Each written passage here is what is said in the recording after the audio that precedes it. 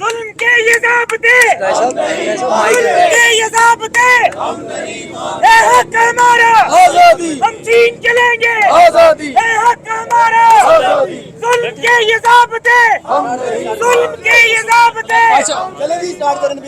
میں تمام جو لوگ یہاں پر اس احتجاج میں شریک ہوئے ہیں ان کا شکریہ ادا کرتا ہوں، اور خاص طور پہ جو ڈیجیٹل کے لوگ ہیں، ڈیجیٹل کی تنظیمیں ہیں، وہ عمران ریاض خان صاحب کے لیے ایک پلیٹ فارم پر اکٹھے ہیں جو کہ بہت خوش آئند ہے۔ عمران ریاض خان جیسا کہ آپ جانتے ہیں کہ وہ لاپتہ ہیں، ان کی جتنی مذمت کی جائے گمشدگی کی وہ کم ہے، اور ہماری جو ہے وہ تمام ڈیجیٹل تنظیموں کی یہی درخواست ہے چیف جسٹس آف پاکستان سے کہ عمران ریاض خان صاحب کو جلد از جلد جو ہے وہ بازیاب کروایا جائے۔ اور ہمیں یہ شدید خطرہ ہے کہ جو ہمارے ساتھ پہلے ارشد شریف صاحب کی صورت کے اندر جو ہمیں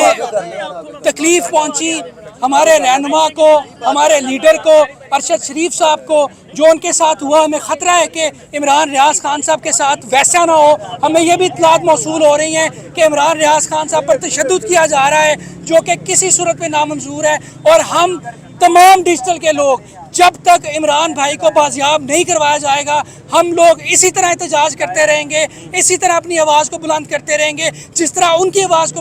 بند نہیں کیا جا سکتا، اسی طرح ہم سب لوگوں کی آواز کو قطعاً طور پہ بند نہیں کیا جا سکتا۔ ہم بولتے رہیں گے کیونکہ ہمارا کام بولنا ہے، ہماری زبان کاٹ دی جائے گی ہم پھر بھی بولیں گے، ہم اشاروں سے ان کے خلاف احتجاج کریں گے، اشاروں سے ان لوگوں کی نشاندہی کریں گے جو کہ پاکستان کے مخالف ہیں، پاکستان کے دشمن ہیں۔ اور آخر میں آپ تمام لوگوں کا بہت بہت شکریہ کہ آپ سب لوگ یہاں پر آئیں، اور آپ تمام لوگ جو کہ گھروں پر بیٹھے ہیں وہ شدید مذمت کریں اس لاپتگی کی، اس گمشدگی کی، تاکہ ان تمام لوگوں پر پریشر پڑ سکے جن کے پاس عمران ریاض خان ہے کہ وہ ان کو جلد از جلد رہا کریں۔